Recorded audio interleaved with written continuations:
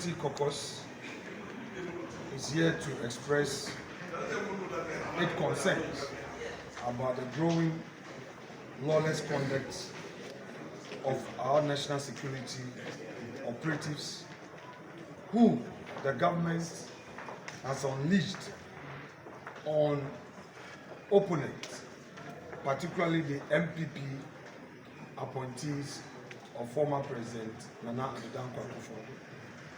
The aim of this is to intimidate and frustrate them. We've heard of some raids, and in some cases,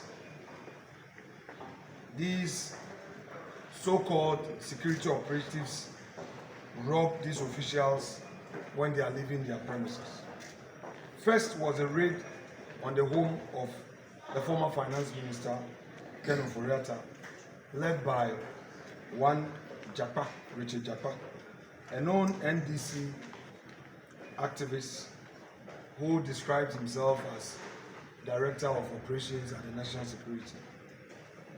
The majority leader, when this matter came before Parliament, apologized on the floor of the House in respect of this lawless conduct. At dawn yesterday, specifically at 5 a.m., Mr. Richard Japa was at it again.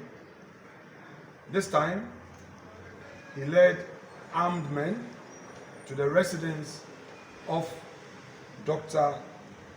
Addison, the former governor of the Central Bank. According to Japa, he had a warrant to search the premises of Dr.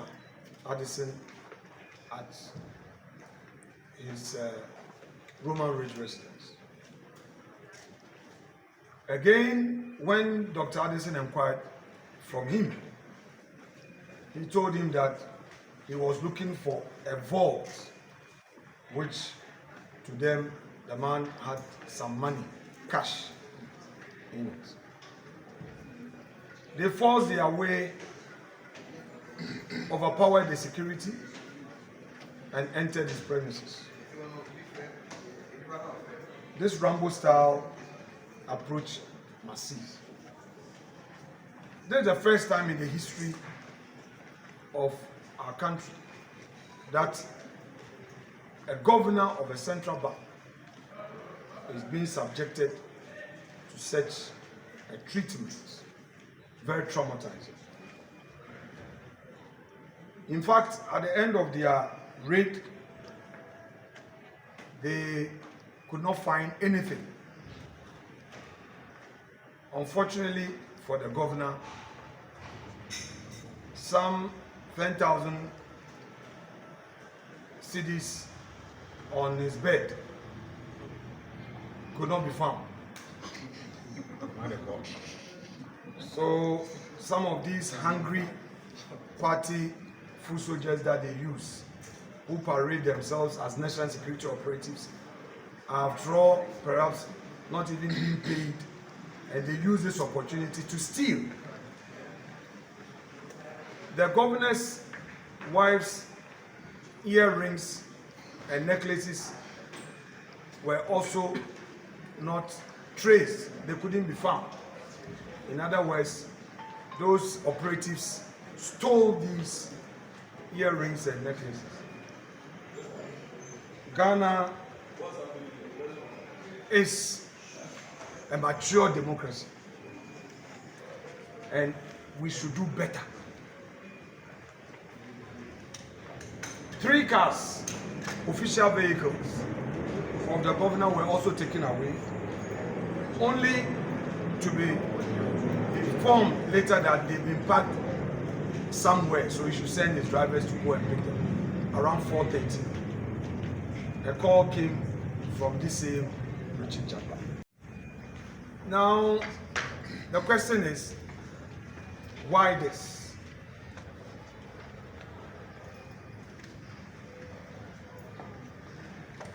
Like we indicated earlier, our country has no room for lawlessness. These actions undermine democracy and weighing down investor confidence. If you have people investing in your country and they see these things happening to appointees, obviously it will lead to capital flight. Even the citizens of Ghana will not feel safe. They will withdraw from the financial sector. They will not keep their money here, and that would affect governance and the growth of our economy. We call on government to quickly bring a stop to these dastardly acts. These acts of intimidation and terror are relics of the past. They have no place in our democracy. Soon it could lead to some self-protection mechanisms from citizens and people whose lives and property feel threatened. We are a nation of laws. Even legitimate investigations or inquiries